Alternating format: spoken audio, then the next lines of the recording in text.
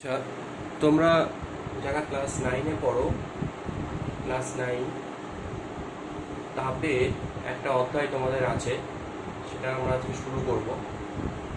দেখো, তাপ সংক্রান্ত আলোচনা করতে গেলে আমাদের এই অধ্যায়ের একটা বিশেষ অংশ, তাপ সম্পর্কে তো তোমরা জানো, ক্লাস 7-এও পড়েছ, কিন্তু ক্লাস 9-এ আমাদের একটা বিশেষ অংশ নিয়ে আলোচনা করতে হবে, সেটা হচ্ছে ক্যালোরিমিটি। ক্যালোরিমিটি, তাপ ও ক্যালোরিমিটি, তোমাদের এই চ্যাপ্টারের নাম হচ্ছে এটা। এখন এই ক্যালোরিমিটি তাপ সংক্রান্ত একটা আলোচনা, তাপের একটা বিশেষ অংশ। তো এই ক্যালোরিমিটি কথাটা মানেটা কি, এটা একটু বুঝতে হবে আগে। এখন দেখো, এটাকে আমরা দুটো অংশে ভাঙতে পারি, একটা হচ্ছে ক্যালোরি আর একটা হচ্ছে মিতি বা মেজার। ক্যালোরিটা হচ্ছে, তোমরা জানো, ছোটবেলা হয়তো পড়েছো, যে তাপের সিজিএস একক। সিজিএস পদ্ধতিতে তাপের একক হচ্ছে ক্যালোরি, আর মিতি হচ্ছে পরিমাপ। মিতি কথার হচ্ছে পরিমাপ, অর্থাৎ তাপবিদ্যার যে অংশে আমরা তাপের পরিমাপ করি, তাপ সংক্রান্ত পরিমাপ, অর্থাৎ কোনো উষ্ণ বস্তু কতটা পরিমাণ তাপ বর্জন করছে, কোনো শীতল বস্তু কতটা পরিমাণ তাপ গ্রহণ করছে, সেই সংক্রান্ত আলোচনা আমরা এখানে করব। এবং সেটাকে কীভাবে পরিমাপ করা হবে, কোন কোন বিষয়ের ওপর নির্ভর করে কতটা তাপ সে বর্জন করবে বা গ্রহণ করবে, সেই সংক্রান্ত আলোচনা হচ্ছে এই চ্যাপ্টার। এবং সেখান থেকে কিছু গাণিতিক অঙ্ক আমাদের কিন্তু করতে হবে। তো প্রথমত এই তাপের পরিমাপ করার আগে তাহলে আমাদের যেটা জানতে হবে সেটা হচ্ছে তাপ কাকে বলে, তাই না? তাপ কাকে বলে? তাপ সাধারণ অর্থে আমরা যেটা জানি সেটা হলো কি, সেটা তোমরা সবাই জানো, যে তাপ হলো এক প্রকার শক্তি, যা অন্যান্য যে শক্তিগুলো আছে, শব্দ শক্তি, আলোক শক্তি, বিভিন্ন প্রকার যে শক্তি আছে, সেই সমস্ত শক্তির মতো তাপও হচ্ছে এক প্রকার শক্তি, যা গ্রহণে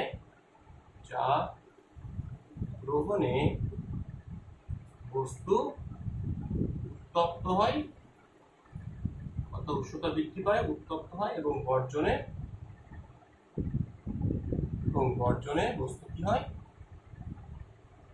শীতল হয়, তাই তো? গ্রহণে উত্তপ্ত হয় এবং বর্জনে শীতল হয়, এটা তো সাধারণ সংজ্ঞা তাপের। তো তাপের আরেক রকম ভাবে আমি যদি তাপের সংজ্ঞাটা দেওয়ার চেষ্টা করি, সেটা হচ্ছে গতিবিদ্যা থেকে, যদিও অত ডিটেলসে তোমাদের প্রয়োজন নেই। অর্থাৎ যে কোনো বস্তু কি নিয়ে গঠিত আমরা জানি, বস্তু সেটা কঠিন, তরল বা গ্যাসীয় যাই হোক না কেন, সেটা কি নিয়ে গঠিত, অণু নিয়ে গঠিত। এবং এই অণুগুলো কি হচ্ছে, সর্বদা কম্পিত হচ্ছে। হ্যাঁ, ভেতরে কিন্তু পদার্থের ভেতরে অণুগুলো তুমি দেখতে পাবে না, কিন্তু তারা কিন্তু সর্বদা কম্পিত হচ্ছে। এবং কম্পিত হলে তাদের মধ্যে কি থাকবে, গতিবেগ থাকবে, কিছুটা পরিমাণ গতিবেগ থাকবে প্রত্যেকের মধ্যে, তাই না?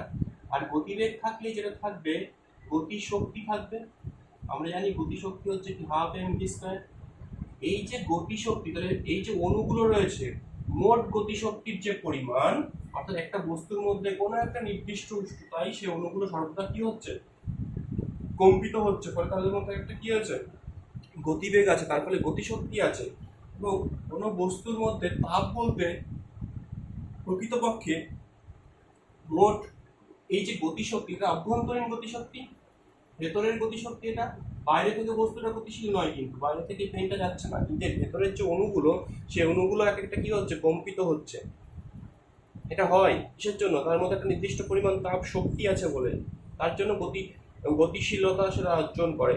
এবং সেই জন্য আমরা তাপ তো এভাবে বলতে পারি যে এই যে অণুগুলো, মোট যে অণু একটা বস্তু ধরে রয়েছে, তার মধ্যে যে মোট যে অণুগুলো রয়েছে, সেই অণুগুলোর মোট যে গতিশক্তির পরিমাণ, সমগ্র অণুগুলির একটু জেনে রাখো অন্যরকম ভাবে। এই সংখ্যাটা তো আমরা জেনই, কিন্তু এইরকম ভাবে একটু জেনে রাখো গতিবিদ্যা থেকে, সমগ্র অণুগুলির মোট আভ্যন্তরীণ গতিশক্তি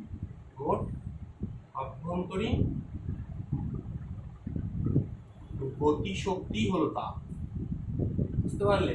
অণুগুলো যে গতিশীল রয়েছে, তাদের মধ্যে একটা গতিশক্তি রয়েছে, এবং কতগুলো অণু রয়েছে, ধরো 100খানা অণু রয়েছে, তাদের মোট যে গতিশক্তির পরিমাণ, সেই গতিশক্তির মোট পরিমাণকে কি বলা হয়? মোট গতির পরিমাণকে আমরা কি বলি? গতিশক্তির পরিমাণকে আমরা কি বলতে পারি? তাপ বলতে পারি। এইভাবে আমরা তাপের সংখ্যাটা একটু অন্যরকম ভাবে দিতে পারি। আর অন্যদিকে এই তাপমাত্রার সংখ্যা আমরা কি? তাপমাত্রার কথাটাও আমাদের আসবে, আমরা জানি তাপমাত্রা বা উষ্ণতা, এটা আমাদের জানা আছে। এর সংখ্যাটা আমরা সহজ সংখ্যা যেটা আমরা জানি সেটা তোমাদের নিশ্চয়ই জানা আছে যে তাপমাত্রা বা উষ্ণতা হলো বস্তুর এক প্রকার তাপীয় অবস্থা, তাই না? বস্তুর এক প্রকার তাপীয়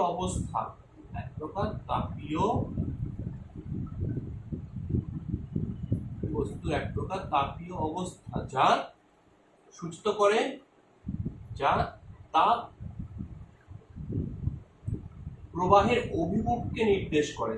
অর্থাৎ কোথা থেকে কোথায় তাপটা প্রবাহিত হবে, কোন বস্তু থেকে কোন বস্তুতে তাপটা কি হবে? প্রবাহিত হবে। অবশ্যই উষ্ণ থেকে শীতলেই প্রবাহিত হয় সাধারণভাবে। তো সেই অবস্থা, ধরো একটা উষ্ণতা 40 ডিগ্রি আছে আর একটা বস্তু 20 ডিগ্রি, তাহলে নিশ্চয়ই 40 ডিগ্রি সেলসিয়াস থেকে 20 ডিগ্রি সেলসিয়াসে তাপটা প্রবাহিত হবে। অর্থাৎ সেই অবস্থা নির্দেশ করে যে তাপটা কোন বস্তু থেকে কোন বস্তুতে যাবে, অর্থাৎ তাপ প্রবাহের অভিমুখকে নির্দেশ করে। আচ্ছা, এর তাপমাত্রার সংখ্যাটাও আমরা কিন্তু একটু অন্যরকম ভাবে দিতে পারি। কি থেকে? যেরকম ভাবে এখানে আমরা দিয়েছি সেইভাবে আমরা কিন্তু এই সংখ্যাটাও আমরা দিতে পারি। কিভাবে দিতে পারি দেখো তাপমাত্রার সংখ্যাটা? সেটা হচ্ছে এই যে গতিশক্তি, অভ্যন্তরীণ গতিশক্তি, গড় গতিশক্তি যেটা, ঠিক আছে? মোট গতিশক্তি আমরা যেটা বার করলাম সেটা তো মোট তাপ। মোট গতিশক্তিকে অণুগুলোর মোট তোমার অভ্যন্তরীণ যে কি আছে বলো, গতিশক্তি আছে, তাকে যদি আমরা অণুর সংখ্যা দিয়ে ভাগ করি, অর্থাৎ মোট অণুর যে গতিশক্তি, মোট যতগুলো অণু আছে তাদের মোট গতিশক্তি, তাকে যদি অণুর সংখ্যা দিয়ে ভাগ করি, তাহলে আমরা কি পাবো? গড় পাবো না? গড় গতিশক্তি নাকি? গড় গতিশক্তি, অণুগুলির গড় গতিশক্তি, গড় করে তো এরকম হবে একটির ক্ষেত্রে যে গতিশক্তি, সেটাকেই কিন্তু আমরা কি বলতে পারি? উষ্ণতা বলতে পারি। এটা কিন্তু কাইনেটিক থিওরি থেকে, অর্থাৎ গতিবিদ্যা অনুসারে এটা সংজ্ঞা এই দুটো। আর এটা সাধারণ সংখ্যা তোমাদের যেটা লিখবে সেটা তো আছেই, যে তাপীয় শক্তি, আর এটা হচ্ছে তাপীয় অবস্থা।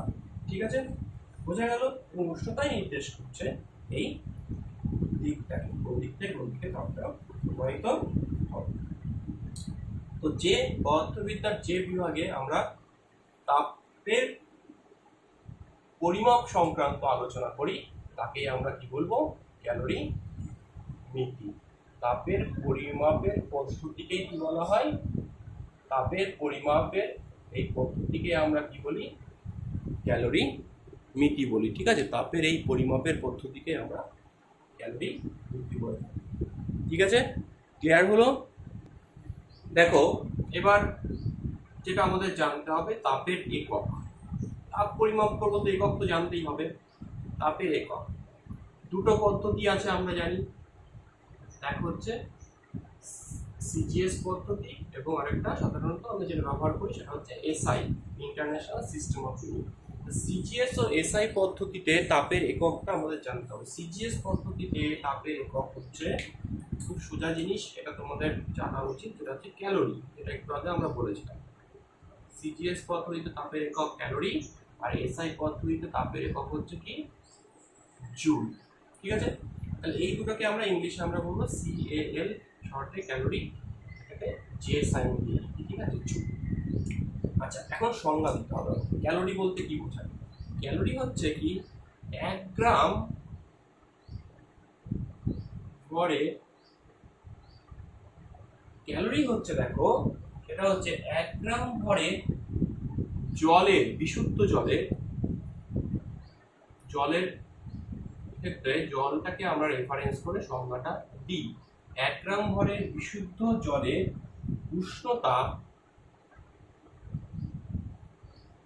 যেহেতু সিজিএস 1 ডিগ্রি সেলসিয়াস বৃদ্ধি করতে, উষ্ণতার সিজিএস পদ্ধতিতে একক হচ্ছে ডিগ্রি সেলসিয়াস, ভরের সিজিএস পদ্ধতিতে গ্রাম, তাই 1 গ্রাম ভরের বিশুদ্ধ জলের উষ্ণতা 1 ডিগ্রি সেলসিয়াস বৃদ্ধি করতে যে পরিমাণ তাপ লাগে, যে পরিমাণ তাপ দিতে হয়, তাপের প্রয়োজন, সেটাকে কি বলা হয়?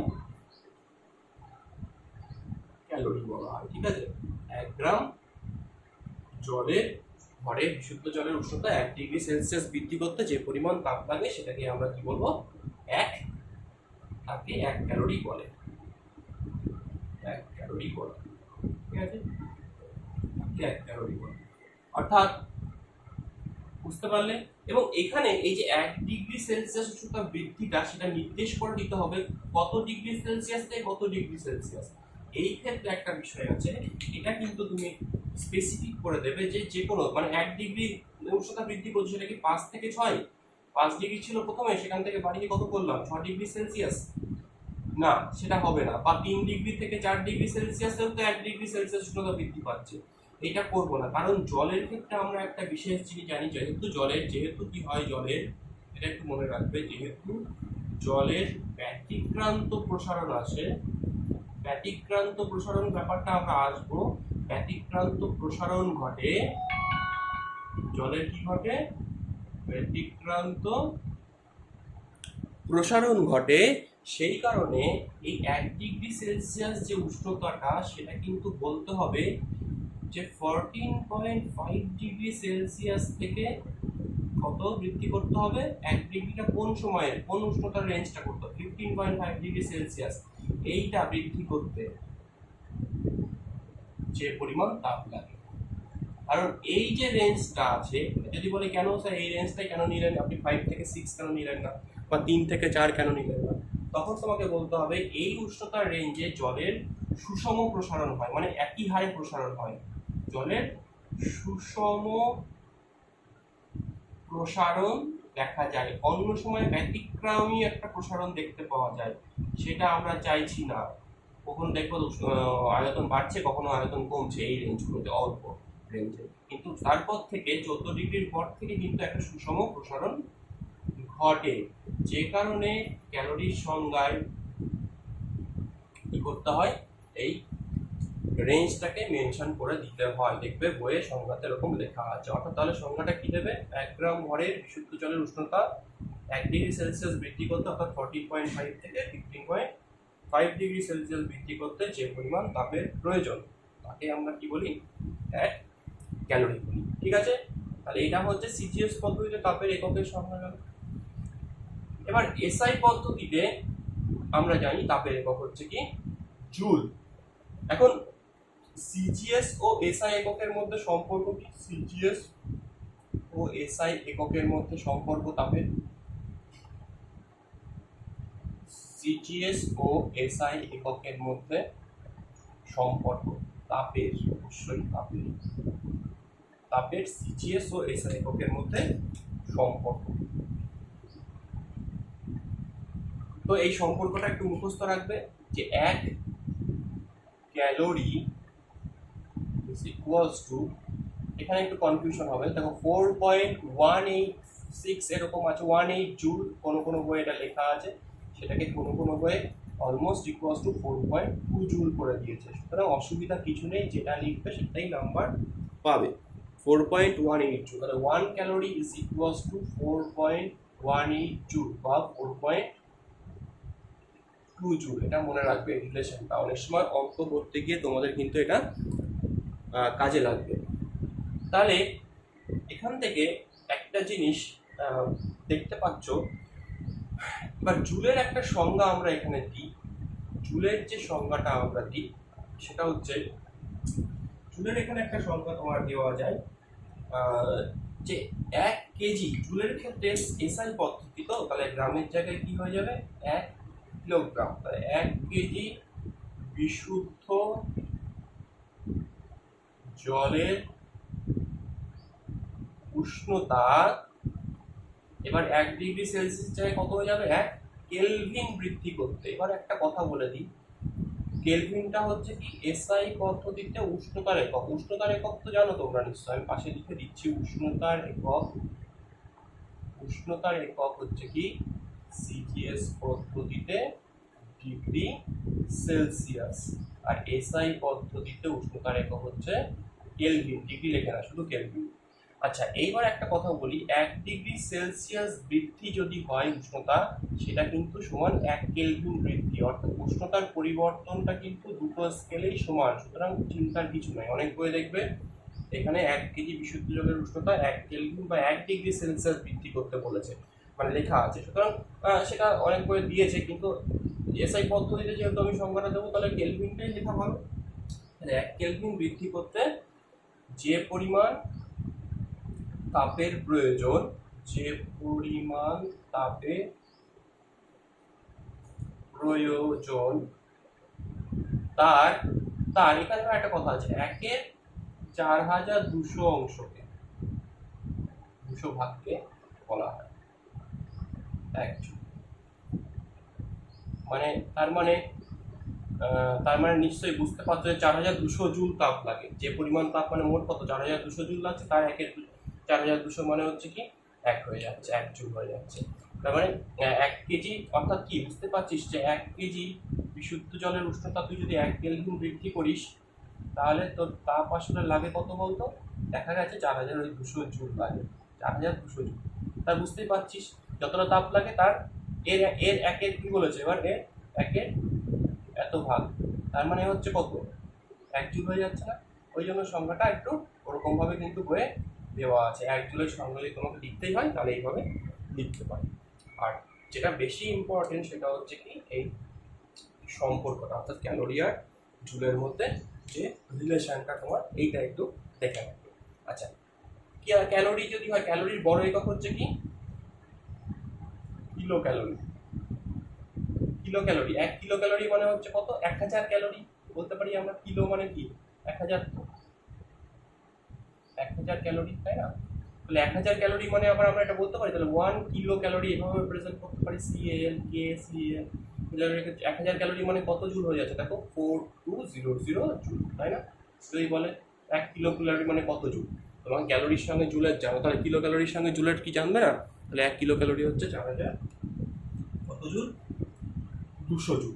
ঠিক আছে, তাহলে এইগুলো হচ্ছে তোমার কি বেসিক যে আইডিয়াটা, অর্থাৎ তাপের সিজিএস ও এসআই এককগুলোর মধ্যে সম্পর্ক। এই সম্পর্কগুলো কিন্তু আমাদের পরবর্তীতে অঙ্ক যখন আমরা করব, সেই নিউমেরিক্যালগুলো করতে গিয়ে আমাদের কিন্তু কাজে লাগবে। ঠিক আছে, সুতরাং সেটা অবশ্যই ভালো করে এখান থেকে দেখে রাখবে।